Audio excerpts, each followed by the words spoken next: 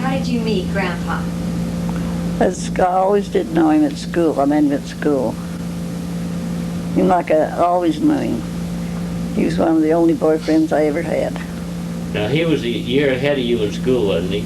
No, he had to stay out of school 1 year. We was in the same grade. He was a little year and 4 months. His birthday's in December, mine's April, so he's a year and that much older than I am. Did he have any athletic ability, or was... Yes, he was a good basketball player. He wasn't tall enough, but then those days, they weren't tall like they are now. You know, the last few years they've just shot up. So's the girls, but the boy sure has. He always played to hit the baskets. What do you call that now? Forward. Forward. Get around fast, you know, and work yourself in, hit the basket. You always made plenty of points. Did you want to tell them how you went down to your wedding day, or?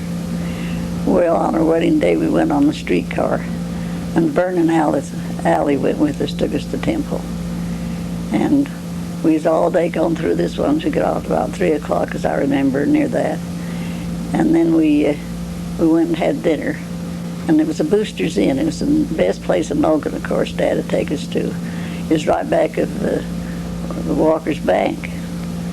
And had a good dinner there for $0.25. Now, I believe this day that we paid for ours 50 cents. And that was a lot of money then for a dinner. So you see, it was a steak and all. It's different than it is what you get now. You pay about $10 for that, don't you?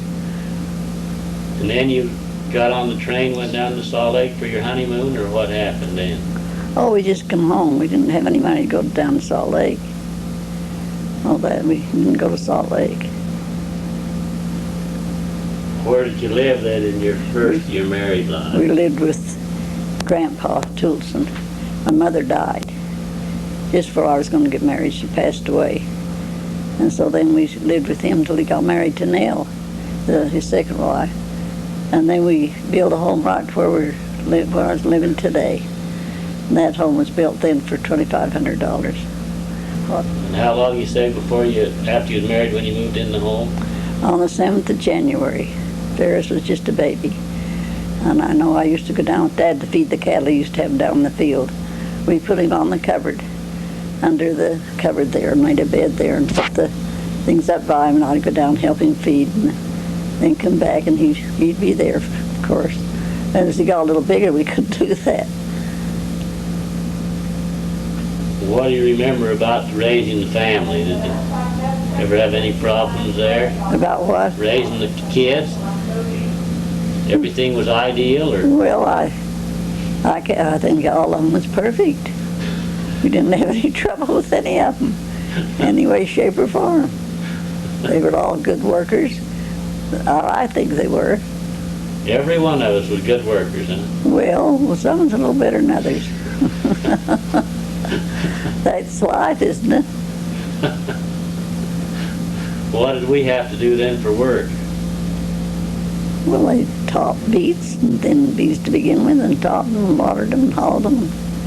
We had potatoes, and we didn't have corn in those days at all like they did later.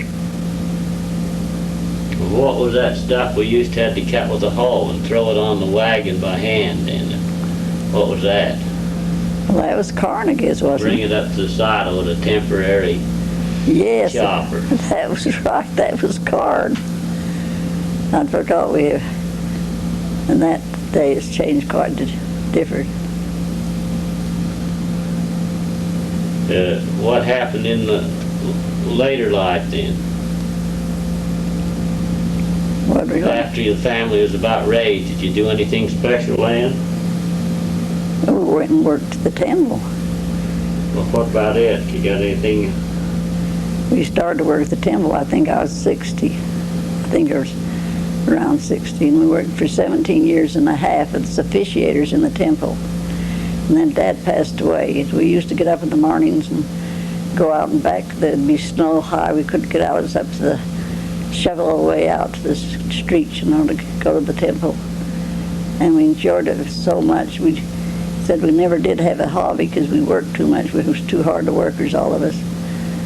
So it wasn't a hobby, but it certainly was a safe living and a wonderful thing. Then I went back and was officiator from the Lord with Mary and Nathan for the 20 years. And then it was hard to get a ride, so then I just started doing endowments. Some months I have done the highest I ever remember was 150 names. Was that hard to get that many names in? Well, you had to get in and go, or you wouldn't have got it. You couldn't just, you had to hurry and change, get another name, and go through.